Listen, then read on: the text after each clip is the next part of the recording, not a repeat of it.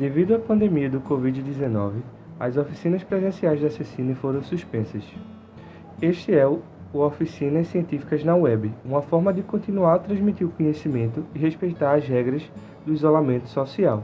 Meu nome é Lucas e vou te contar um pouco sobre as geociências. Lembre-se, fique em casa se possível, use máscaras, álcool em gel e o mais importante, isso vai passar. Os minerais, objeto de desejo de muitos, mal entendido por outros, já foram moedas de troca ao longo da história, e até hoje podem medir a riqueza de uma pessoa.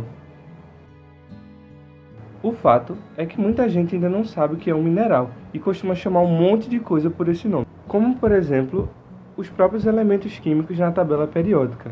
Muitas vezes são chamados de minerais, mas como você pode ver, o nome é tabela periódica dos elementos e não tabela periódica dos minerais. Para ser considerado mineral, é preciso estar dentro de 4 características básicas.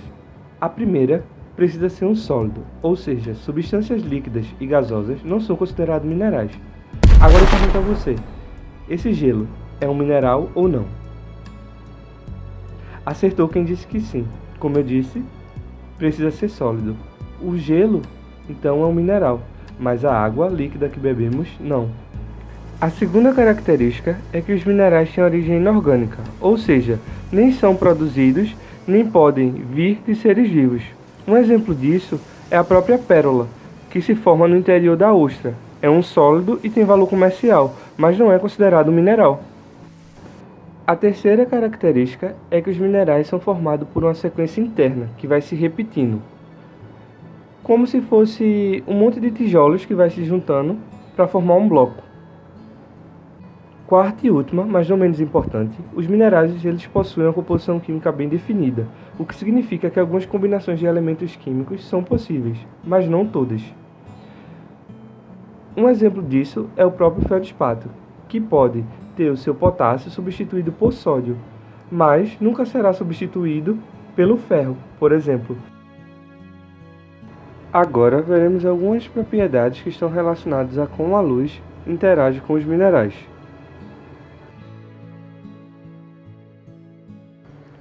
Começando pelo brilho, mas não esse brilho.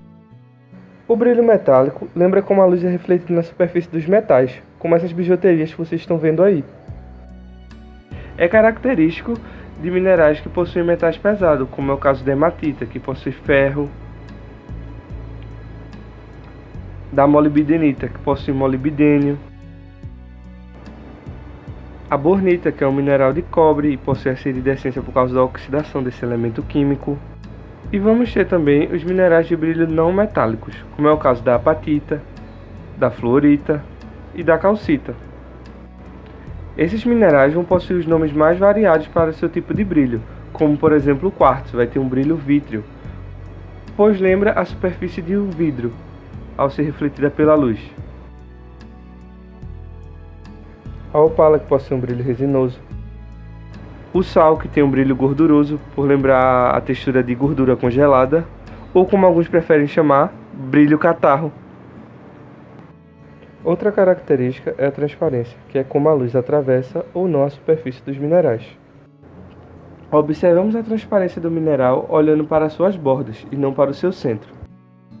Olhando para o centro do feldespato, parece que nenhuma luz atravessa ele, mas se prestarmos atenção em suas bordas, veremos então um pouco de claridade, o que significa que a luz está atravessando sua superfície. Então, o mineral pode ser transparente quando a luz o atravessa totalmente, translúcido quando a luz atravessa parcialmente e opaco quando nenhuma luz o atravessa. Essa foi a primeira aula. Vimos como classificar um mineral e algumas propriedades ópticas, como o brilho e a transparência. Eu espero que vocês tenham gostado e até a próxima.